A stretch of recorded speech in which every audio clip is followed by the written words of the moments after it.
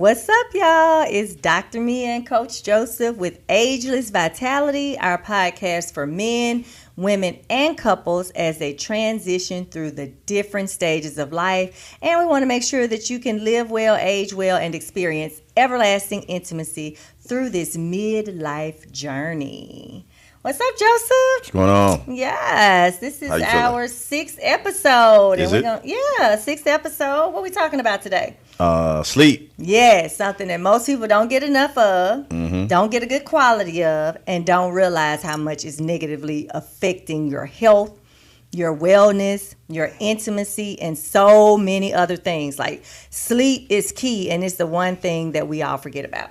Right, absolutely. And we think it's something that happens natural. Right, and we get tired and sleep, but a lot of people have difficulties with falling asleep or staying asleep. Yes. So definitely in this midlife journey. Right, absolutely. We take for granted the good sleep and the naps that we used to get when we were in our 20s, our teens and 30s, but a lot of people do. You took naps? I didn't. But a lot of people do. I could take like a 15-minute nap if I partied all night in college. You know what I mean? Really? But no, I'm not a big nap person. But naps are healthy. It's okay to take naps if that's what you do. Yeah. But the main thing is making sure that when you're asleep, you get good quality of sleep, because I think a lot of people just don't understand the role that sleep plays in your health. Absolutely. Absolutely.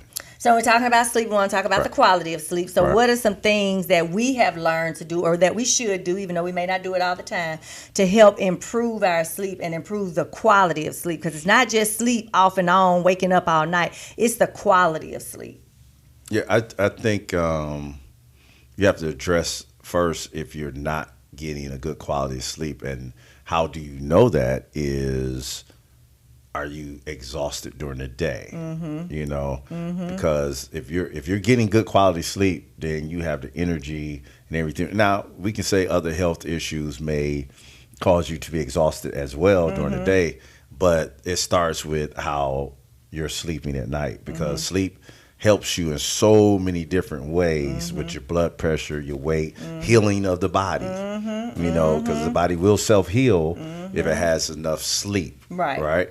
So it helps with mood. If you're not sleeping well and you already have some mental health issues that are challenging, it's going to make them worse. Absolutely. So, especially like if you have bipolar disorder and you're in the manic phase and you just can't sleep, well, that is going to make your mood worse. It's going to make your anxiety worse, and it's going to make that episode a lot worse. So not being able to sleep affects, like Joseph said, your immune system, your blood pressure, which affects your heart. And then it's going to affect your health altogether, because without healthy sleep, your body cannot detoxify. Right. Absolutely. And just healthy rest and healthy sleep. I mean, like you said, a lot of times, when we get sick, have colds and things like that, it is due to our lack of rest. Our immune system is dropping because we're going so hard and everything like that. So it's due to the lack of rest. And a lot of times we heal because of the rest. Right. It's not always the medicines we're taking. Sometimes it's just because we gave our body the opportunity to rest and heal itself. Right. So I think quality sleep is very important, and quality sleep is different for everybody. We know that 6 to 9 hours of sleep is a good quality sleep. Right, but and technically we say 7 to 9, you know. But not everybody sleeps. Like for me, who's had sleep studies, my sleep is 5.5, 6 hours.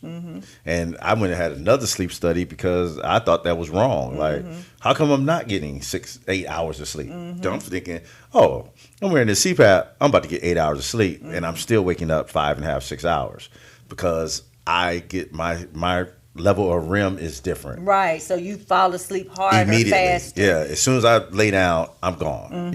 Some people, it take 45 minutes to get into that process to sleep. It doesn't take me that long. And some people never get there. And then some people never get there, which we'll talk about that too, because that's a whole nother situation or issue. Right. So the quality of sleep, 6 to 9, 7 to 9 hours of sleep is good rest. Right.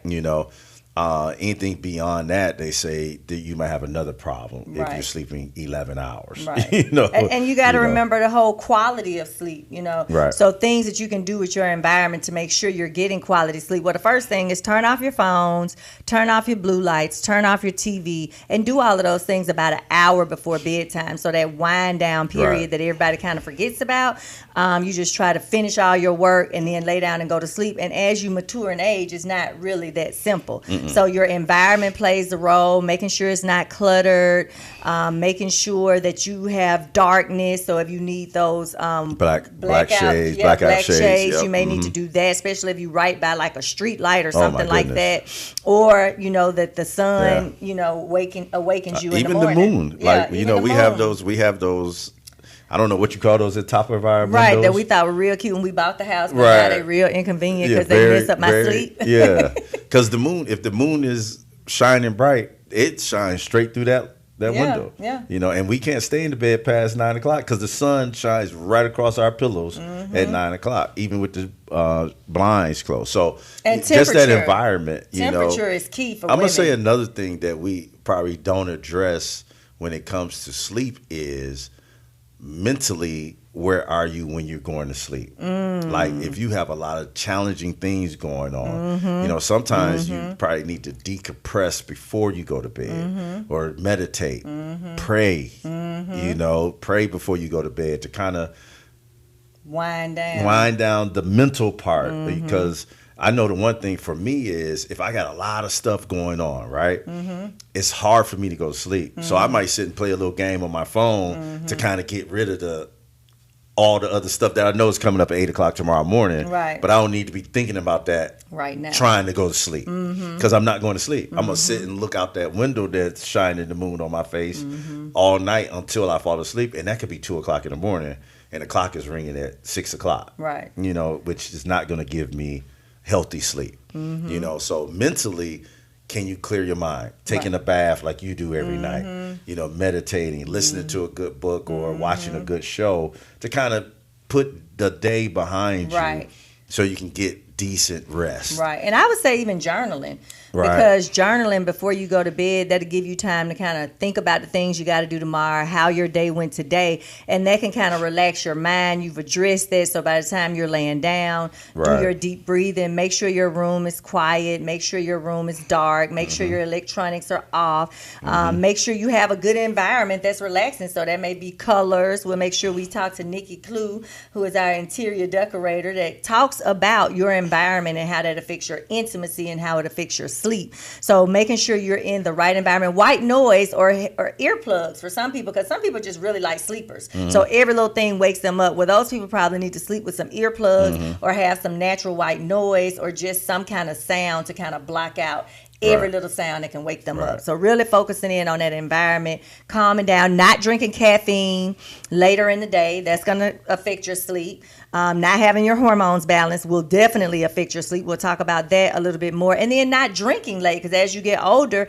you can't hold fluids the way you used to. So making sure you're cutting off, heavy liquids or drinking a lot before bedtime. And one thing that people don't really understand or know is that alcohol does not help with your sleep or quality of sleep. No. It may make you fall asleep for the moment, but you're still going to be more likely to wake up more by trying to try alcohol as an option to help you with your sleep. So the environment really matters. Absolutely. So that being said, we talked about some things that will help you sleep, some things you need to consider before you go into sleep, right? What if you're waking up repeatedly during the night? A lot of people think they got to go to the bathroom, so that's why they're waking up. But what I found is, remember before I got my pellet, I used to get up and urinate all night long. But I thought that it was because of my bladder. But then once I got my testosterone and I was able to rest more, I don't wake up in the middle of the night just to use the bathroom. It was not that I had bladder problems. It was that I had sleep problems. And the first thing the average woman does when she wakes up is what? Go to the bathroom. Men don't necessarily do that, but women do. So we'll think that, I'm not sleeping because I have to wake up to go to the bathroom. But what's really happening is you're not resting. And since you're awake, your body tells you to do the first thing you always do when you wake in the morning up. Go use the bathroom. Absolutely. So definitely. But no, that and also snoring. Snoring.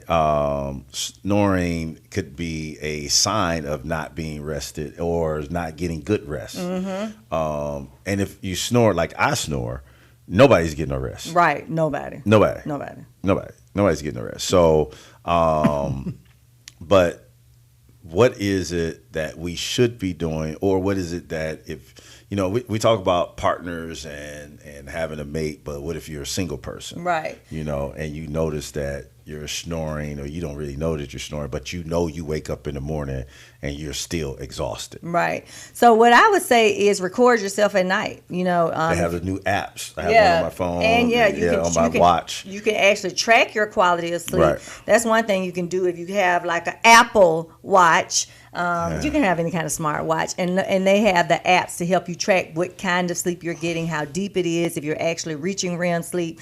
So that works really well. Or if you're a more advanced person, you have a Samsung or an Android, then you can it'll track it for you without you having to tell you what to do. Right. And if you don't have that, then record yourself. That's what I tell my single ladies. They're like, well, I don't really know if I snore or not. But usually the people that snore with sleep apnea, they know they snore because they wake themselves up snoring because they're trying to catch their breath. You know what I mean? So when I was in med school and I learned about sleep apnea, that was like one of the best things that I learned about, because I realized that my soon-to-be husband had significant sleep apnea, and it's not, and it was bothering me for him to snore. So that was my problem. Like, you making me up in sleep, but I didn't realize that he was killing himself slowly. So having sleep apnea and not treating it is like a death wish. And let me say this to the men.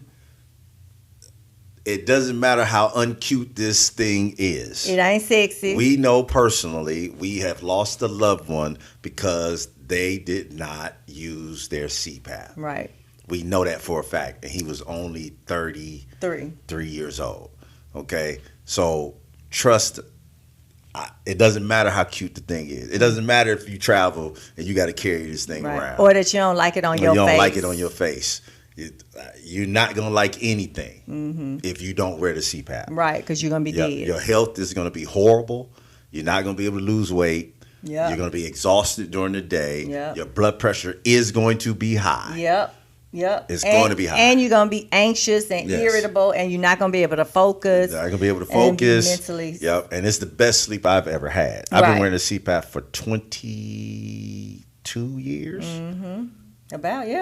About 22 years I've been wearing a CPAP. Like my second year of med school. So 22 years I've been wearing a CPAP, and I don't go without it. Right. It is a difference if I sleep without a CPAP. So if you're noticing, and I say the risk factors for sleep apnea is if you gain your weight here, so women with larger boobs, men who don't have as much of a neck and they get the collapse, big people who are morbidly obese or obese, and it is that shape where you gain weight in your midsection that actually corresponds a lot with sleep apnea. So you have to go get tested, and if they tell you have sleep apnea and you need to wear a CPAP, please wear the CPAP. There are other things that they can do now. There are implants that can help you continue to sleep, but you need to treat the sleep apnea to truly protect your heart. And again, without sleep, your libido going to be low. You're going to be irritable. You can't focus. You're not going to heal properly. You're going to have high blood pressure. And that's one of the signs. That's one of the ways I know that my ladies, if I look at somebody and they have the risk factors for diabetes, and I see that their blood pressure is all over the place. One time they come, it's 160 over 100. They took their medicine. The other time it's 140 over 80. Sometimes it's normal. My first thing is, do you snore, and have you had a sleep study? Because that is a sign. Uncontrolled blood pressure, being tired in the middle of the day, being more irritable, but really that severe fatigue throughout the day, falling asleep everywhere you go. You at the party and you falling asleep because you don't sleep at night. And though you think you sleep at night, it's not quality sleep. You're not rested and you're going to be tired. And again, you can die from uncontrolled and untreated sleep apnea. And I know saying you can die is extreme, but it's a fact. Because we've experienced it in our family. Also I want to say is, you don't necessarily have to be a big person either. To have there sleep are apnea. some small people that have sleep apnea. You need to address it, and you're not really asleep because you're waking up, more than you think. I think I stopped breathing every other second, but I was waking up too. I wasn't completely waking up, but I was waking up. Right. You know, so if we were tracking your sleep, we'll see you never made it to REM. I never really made it to sleep. So it's very important that you address those issues. If you snore, go get a sleep study. Go to your internal medicine doctor, your doctor, whoever your physician is. Tell them to get you set up for a sleep study. All it is one night. Right. And sometimes you can even do it at home. Yeah, sometimes. Yeah, now they have it where you can do it at home. I'd rather go to the facility where they're monitoring me through the night to make sure it's done correctly. And they can monitor you at home. So some people can't sleep. Yeah, you know, outside their home. Right. So those people do. I can sleep anywhere. Yeah, he can sleep anywhere. Yeah, it don't matter to me. I'm good. But yeah, just have this, regardless of where you do it, have the study done. Right. You know, because sleep is really important to our day-to-day functioning. You know, especially if we're trying to be partners or husbands and wives and girlfriends, boyfriends, whatever.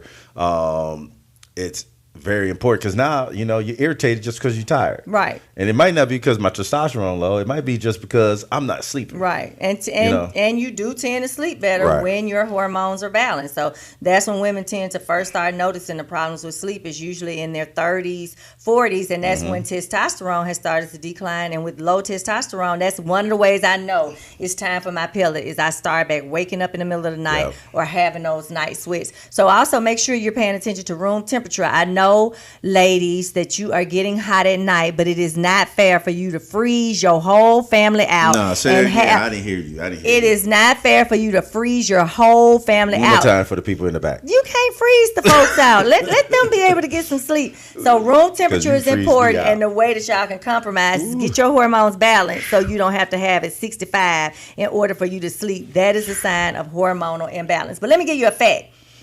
When it changes, what we call it, daylight savings time. Daylight savings, yes. The heart attack rate actually goes up about 24% the next day in people simply by losing just 1 hour of sleep. Yep. So that, and thanks Dr. Sam, because you have some great information about sleep. She is like the sleep expert. Yes. So, you know, I listen to her all the time about sleep because she has studied it. She's a naturopathic doctor, and we know that we can cure cancer better with good sleep. We know that there's an increased risk of cancer without sleep. We know that you're going to be sicker without sleep. We know you're going to be more irritable and less mentally stable. And you can decrease your blood pressure or the possibility of high blood pressure by 200% by getting good rest. That's right. Just sleeping. Right. But again, you got to have those wellness things in order to really sleep. So you got to make sure you're getting your preventions, doing your screenings, and all the things. But making sure you understand, too, weight management. This is how I find out a lot of my patients are hormonally imbalanced because they've been trying to lose weight. They're doing all the things. They're eating right. They're exercising, but they can't sleep. So they're not losing weight because when you don't rest, your body stays in stress mode. And when you're in stress mode, you cannot lose weight. Your insulin levels are going to be high. Those hormones that tell you you're full are going to be gone. They're not going to be there. So you're going to eat more. You're going to eat more frequently, and you're not going to digest your food as well, and you're not going to metabolize your food as well. Right. So sleep not only helps you to feel better and give you energy throughout the day, but it's also important and pertinent for good weight management, which is important for good intimacy. Yeah, and even though we do on our in our professional lives, right? In our professional lives, we do have. Rest in peace to Al. He used to always say, "You can sleep when you're dead, man." He's from Memphis, so he used to be like, "You can sleep when you're dead, man." What we doing now? What we about to do? Right, what we about to do, and we have that mentality professionally, right? But the truth of the matter is we have to rest in order to have that type of drive to function as a professional like we do. Right. I learned that the hard way. You know what I mean? You start getting stressed out. Oh, my goodness. You're more irritable. But now, like, from 5 o'clock on Friday to Sunday at 5 o'clock, I don't do work. You know, to me, this isn't work. Podcasting, talking about this, educating the community, that's not work. But I make sure I take the rest time. So it's not just sleeping, but also resting your brain, resting your mind. And we don't know how to sleep late. Yeah, so yeah. we don't know how to, but we do know how to rest. Right. Yeah, we do know how to rest. And get good quality sleep for the 6 to 9 hours of sleep that we actually get. I prefer 7 to 9 personally. Right. I'd get 5 to 6. Yeah. But after that, I'm just laying in the bed. Right. So, and to make sure you use your smart use your watch apps. so Use you your can apps track it. because your apps will tell you. Yeah. Exactly what's going on. I mean, they just came out with it. I think it was just last week. I saw a whole nother new rest app. To track your resting. I guess that's becoming, and it always has been. But again, information is not provided. You have to go find it, right? So it's becoming more and more apparent that resting is more and more important. Right. And like she said, daylight savings time, it raises the heart attack rate. When you lose that hour. What, 24%? I'd be curious to know if it decreases the rate when you get that extra hour of sleep. You know what I mean? No, because we hang out. Yeah, because I got an extra hour. You take that hour. Like, you think about when we were young. Weekend. We think about when we were young. We hung out. We got another we got hour. another whole hour. We go to the club. Let's go. So, but no, like you said, you'd be very curious to see what that rate is. Yeah. All right. So we're talking about rest. We're talking about sleep in general. So what are some of the things that we should be looking before sleep that may be causing us not to get good rest or good sleep? What are some of the things we need to be paying attention to? Now, we've done the bath, the meditation, the journaling, all that, but we're still not getting good sleep. So what should we be looking at? Food, what are you eating? Okay. So if you over 45, you should not be eating pizza at night because you're going to have some reflux and it's going to affect your sleep. You should be cutting back on your caffeine at night. Eating Tums like M&Ms. Right, because you'll be eating Tums like M&Ms like me. Making sure you're cutting off your liquids so that it's not waking you up and you can fall asleep. And exercise, y'all. Exercise helps with sleep. When you exercise, and now for some people, exercising right before bedtime gives them too much adrenaline and it affects their sleep negatively. But also that helps your muscles when you do rest after you exercise too. It does. At night. But go ahead. I'm sorry. But so you can exercise, a few hours earlier than it's time to go to bed. But I do notice if I go for a walk in the evening, my sleep is so much better. Now don't let me do my walk and get my hot bath in and cut off my liquids on time. I'm going to get some good restful sleep. But also pay attention to your medicines because there are some medicines that make you sleepy. So a lot of people may take the medicines at the wrong time and makes them sleepy, but they still taking it during the day. So then they've been sleeping and napping all day, and so now they can't sleep, and paying attention to your napping. Or that medicine that will keep you up. That you take at 9 o'clock. Right, instead of during the morning. Instead of in the morning, right. So understanding your medicine. So that's why journaling is going to be important. Seeing what's really negatively affecting your sleep, whether it's food, whether it's liquids, whether it's your medications, whether it's your lack of exercise, whether it's timing, or whether it's your environment. Making sure you have that good sound environment, and then having a process and a plan for making sure that you get sleep, scheduling your sleep into your day, and understanding the importance of getting good healthy sleep, 7 to 9 hours. And then get your hormones checked. If you just can't sleep, you've ruled out all that other stuff, you're doing all the things with your diet, you're exercising, and you're still not sleeping, get your hormones checked. 9 times out of 10, your testosterone levels are low. When we get those testosterone levels at a level that works for you, 9 times out of 10, you're going to notice a significant improvement in your sleep, your quality of sleep, which is going to help with your energy and all the other things, including your focus. Right. So we're talking about rest, we're talking about sleep. We talked about some of the things you should do to get good sleep. How does the lack of sleep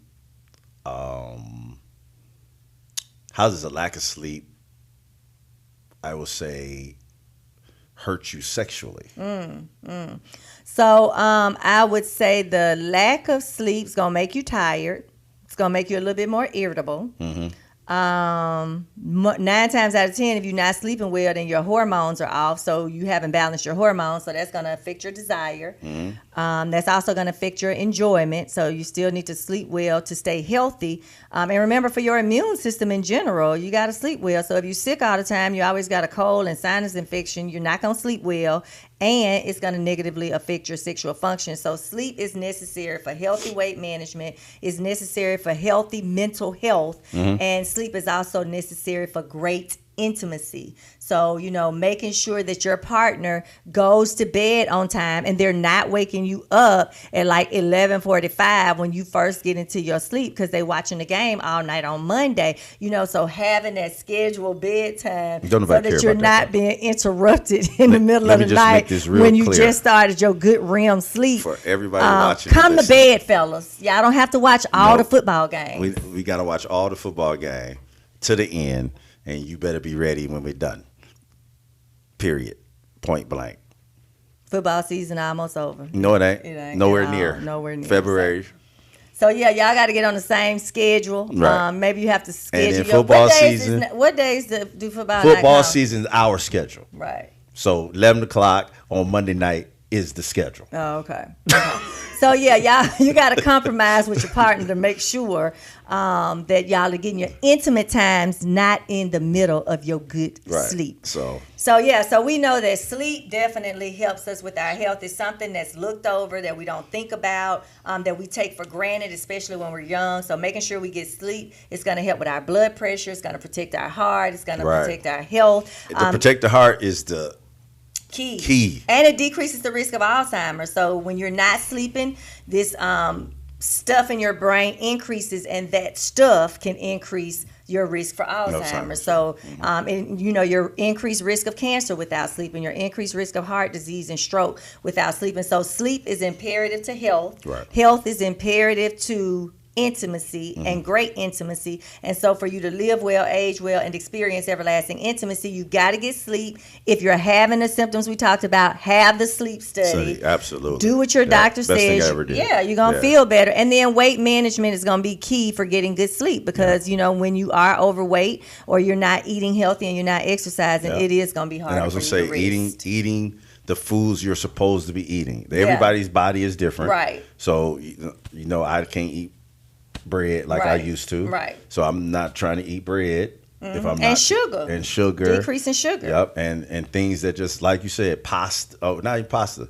Sauces. Red sauce, pasta, and pizza, stuff like that. We know we can't do that before we go to bed. If we're going to have pizza, we having it in 7 o'clock earlier in the day. And later we're going to be waking up. We'll be at 10 o'clock at night. That's right. Because we're going to be popping Tums like M&Ms. So just making sure that those things you're doing the right things to get the rest you're supposed to be doing. And you understand the importance of getting your sleep, getting good, healthy sleep is important for all things. So absolutely. This is Ageless Vitality, our podcast with Dr. Mia and Joseph, and we're super excited to be able to share all this great information with men, women, and couples. Our goal is to help you what, baby? Live well, age well, and experience everlasting intimacy. Everlasting intimacy. So this is our 6th podcast. I hope that you will join us for the next podcast. Why don't you subscribe? Why don't you make sure you email us? Let us know what you want us to talk about.